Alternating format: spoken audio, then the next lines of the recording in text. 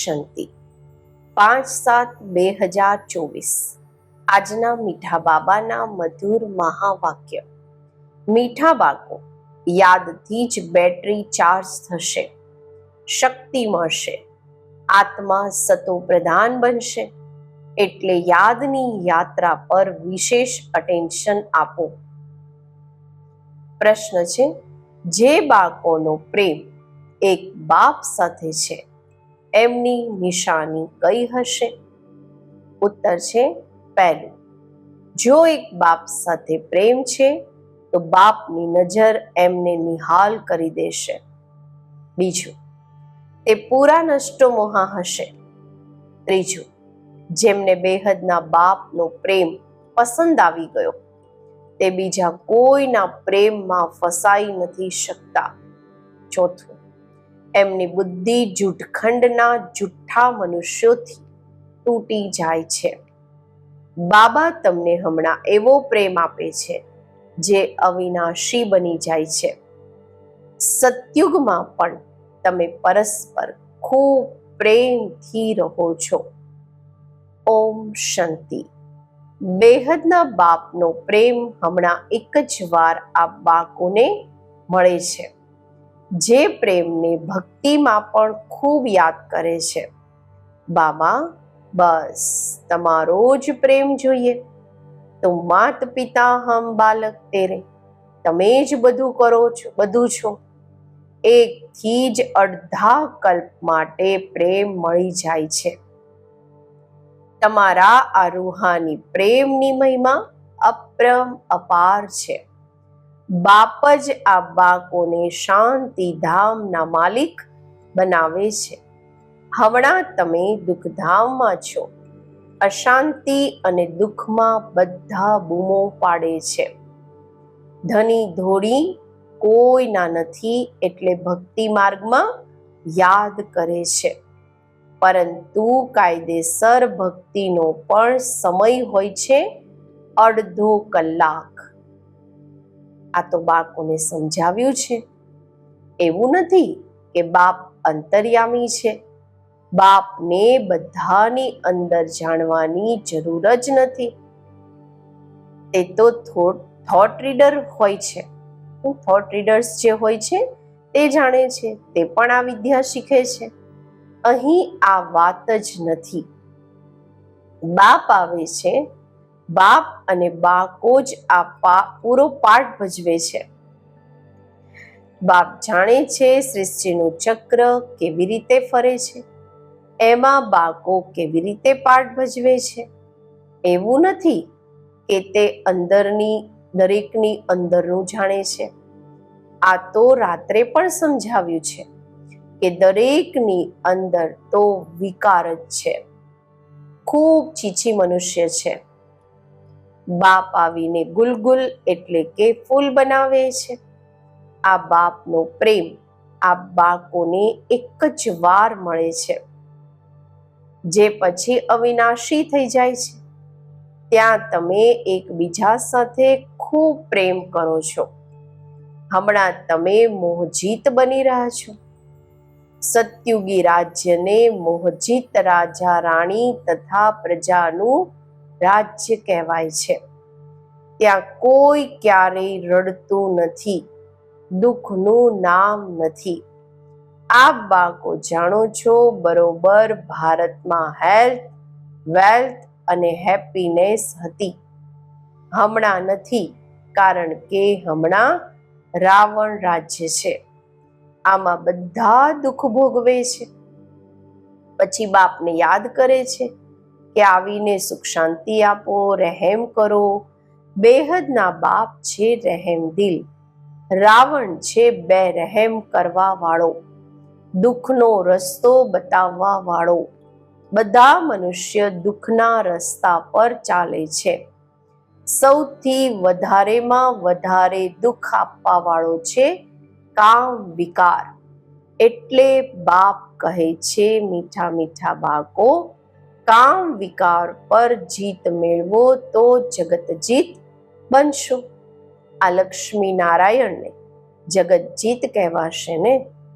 તમારા સામે મુખ્ય ઉદ્દેશ છે મંદિરોમાં ભલે જાઓ છો, પરંતુ એમની બાયોગ્રાફી કંઈ નથી જાણતા. જેવી રીતે ગુડ્ડીઓની પૂજા થાય છે, દેવતાઓની પૂજા કરે છે, રચીને ખૂબ શ્રૃંગાર કરીને ભોગ વગેરે લગાવે છે, પરંતુ તે દેવીઓ તો કંઈ પણ ખાતી નથી. ખાઈ જાય છે બ્રાહ્મણ લોકો. રચના કરી પછી પાલના કરી વિનાશ કરી દે છે. આને કહેવાય છે અંધશ્રદ્ધા. સતયુગમાં આ વાતો હોતી નથી. આ બધા રીત રિવાજ નીકળે છે કળિયુગમાં. તમે પહેલા એક શિવ બાબાની પૂજા કરો છો, જેને અવ્યભિચારી રાઇટિયસ પૂજા કહેવાય છે. પછી થાય છે વ્યભિચારી પૂજા. બાબા શબ્દ કહેવાથી જ પરિવારની સુગંધ આવે છે.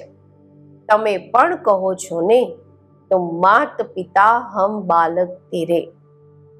તમારા આ જ્ઞાન આપવાની કૃપાથી અમને સુખ ઘનેરા એટલે કે અથાવ મળે છે.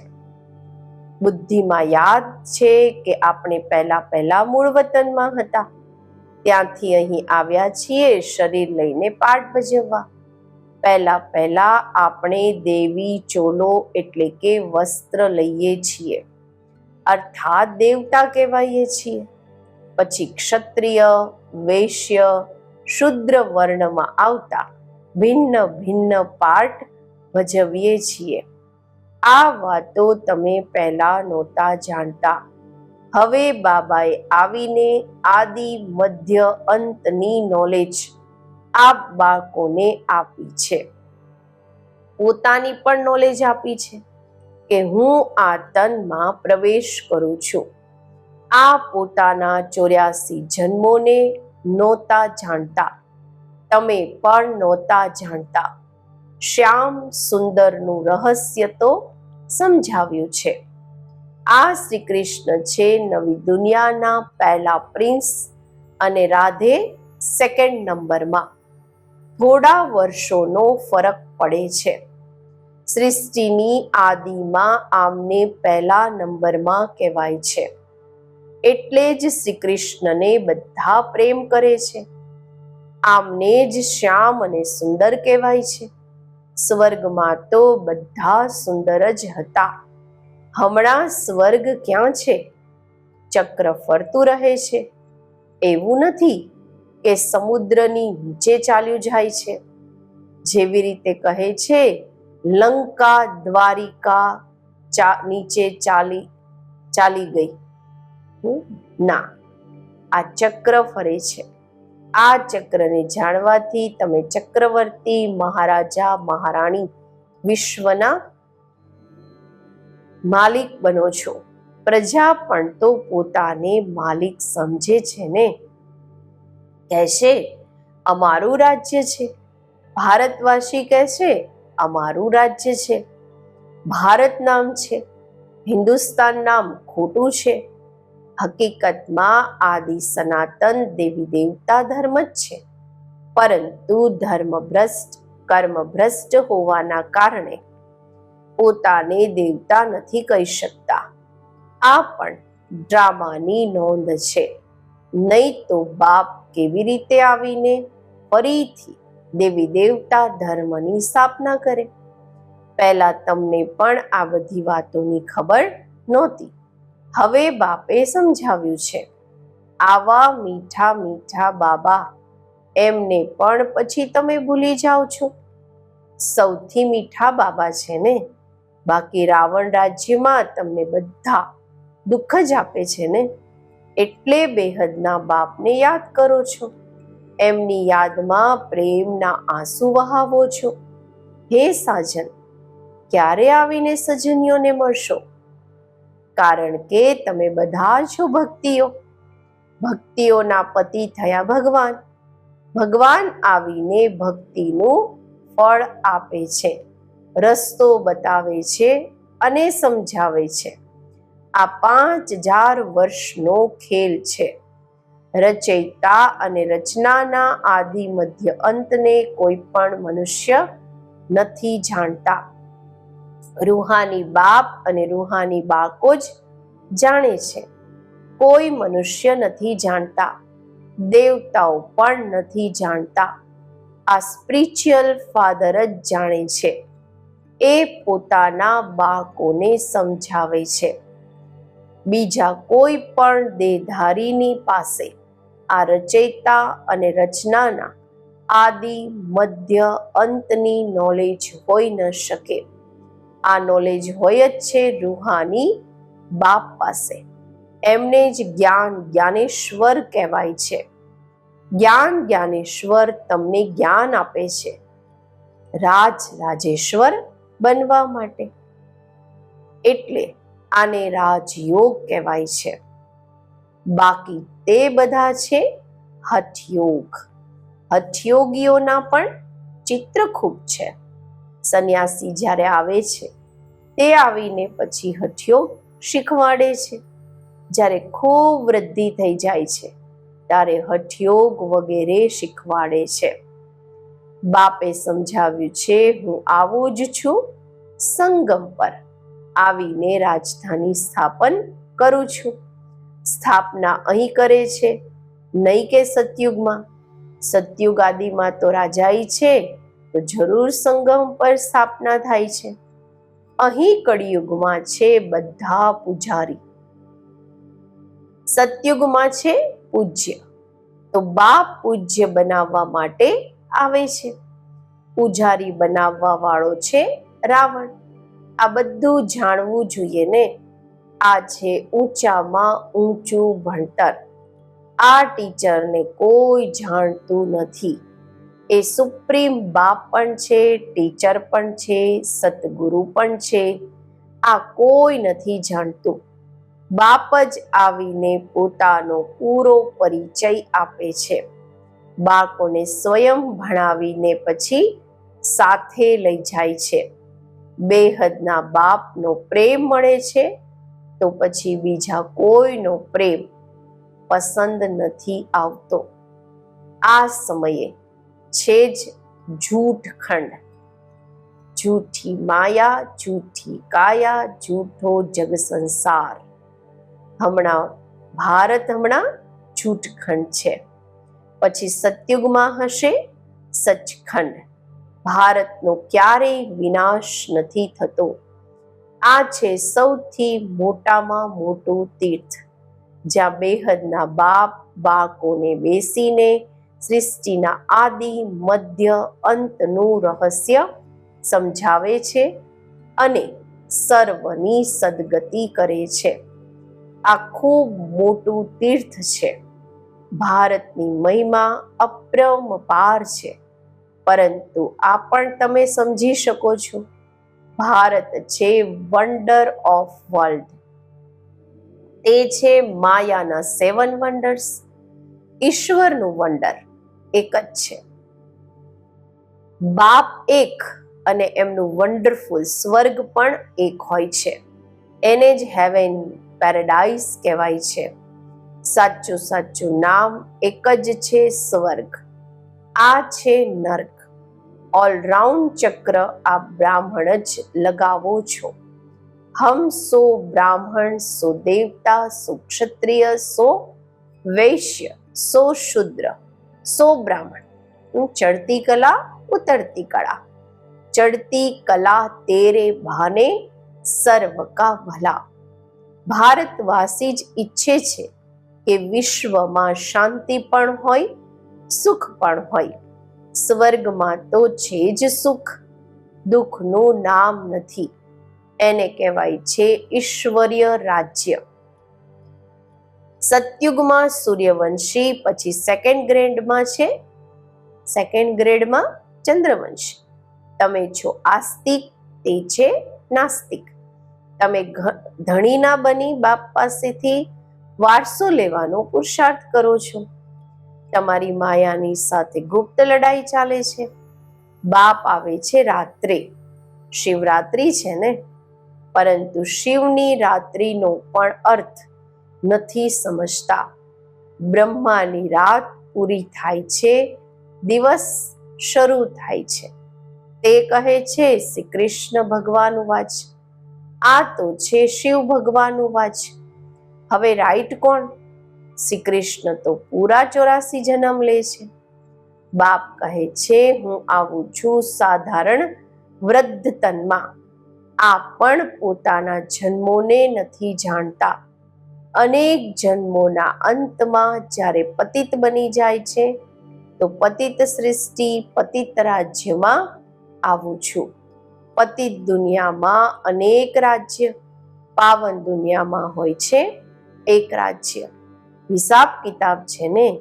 ભક્તિ માર્ગમાં જ્યારે ખૂબ નવધા ભક્તિ કરે છે, માથું કાપવા પર આવી જાય છે, ત્યારે એમની મનોકામના પૂરી થાય છે.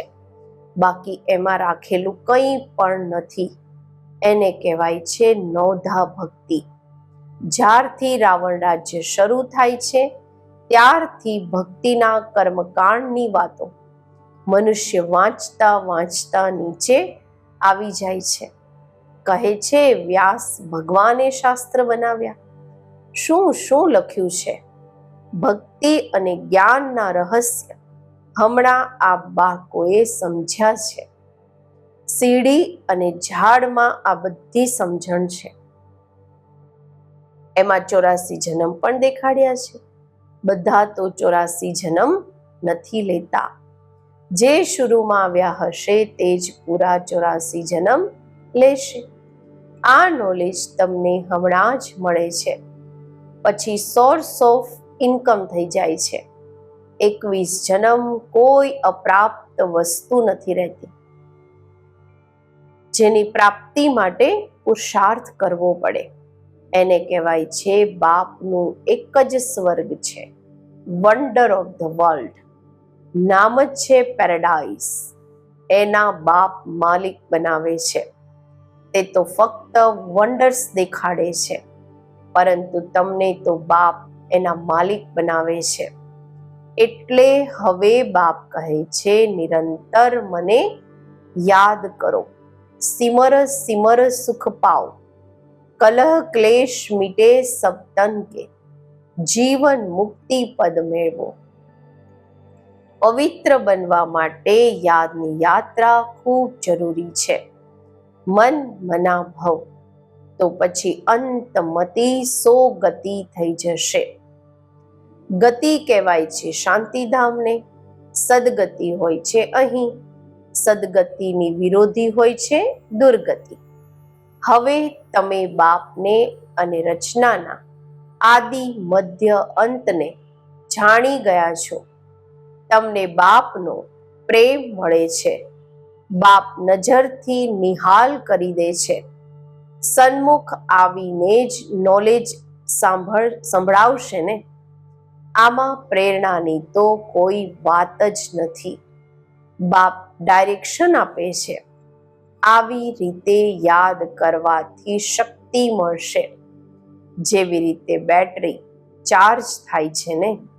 આ મોટર છે, આની બેટરી ડલ થઈ ગઈ છે. હવે સર્વશક્તિમાન બાપની સાથે બુદ્ધિનો યોગ લગાવવાથી પછી તમે તમો પ્રધાનથી સતો પ્રધાન બની જશો. બેટરી ચાર્જ થઈ જશે. બાપ જ આવીને બધાની બેટરી ચાર્જ કરે છે. સર્વશક્તિમાન બાપ જ છે. આ મીઠી મીઠી વાતો બાપ જ સમજાવે છે. તે ભક્તિના શાસ્ત્ર તો જન્મ જન્માંતર વાંચતા આવ્યા છો. હવે બાપ બધા ધર્મવાળા માટે એક જ વાત સંભળાવે છે. કહે છે પોતાને આત્મા સમજી બાપને યાદ કરો તો તમારા પાપ કપાઈ જશે. હવે યાદ કરવાનું આ બાળકોનું કામ છે. આમાં મૂંઝાવાની તો વાત જ નથી. પતિત પાવન એક બાપ જ છે. પછી પાવન બની બધા ઘરે ચાલ્યા જશે. બધાને માટે આ નોલેજ છે. આ છે સહજ રાજયોગ અને સહજ જ્ઞાન. અચ્છા, મીઠા મીઠા સિકેલધા બાળકો પ્રતિ માત પિતા બાપ દાદાના યાદ પ્યાર અને ગુડ મોર્નિંગ. રૂહાની બાપના રૂહાની બાકોને નમસ્તે.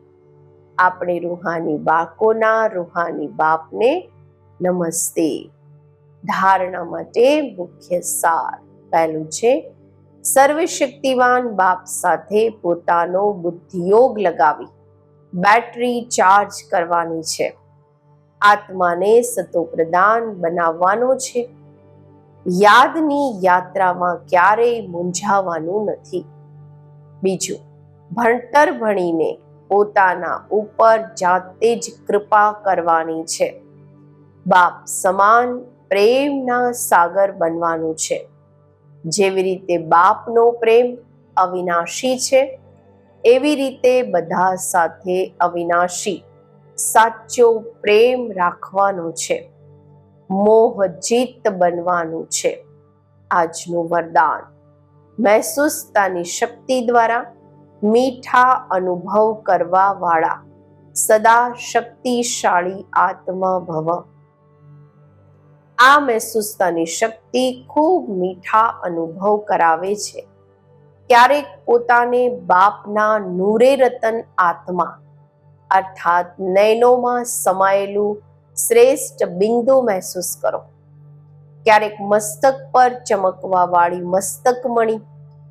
ક્યારેક પોતાને બ્રહ્મા બાપના સહયોગી રાઈટ હેન્ડ બ્રહ્માની ભુજાઓ મહેસૂસ કરો. ક્યારેક અવ્યક્ત ફરિશ્તા સ્વરૂપમાં મહેસૂસ કરો. આ મહેસૂસતાની શક્તિને વધારો તો શક્તિશાળી બની જશો. પછી નાનકડો ડાઘ પણ સ્પષ્ટ દેખાશે અને એને પરિવર્તન કરી લેશો. સ્લોગન છે, સર્વના દિલની દુઆઓ લેતા ચાલો તો પોતાનો પુરુષાર્થ સહજ થઈ જશે. ઓમ શાંતિ.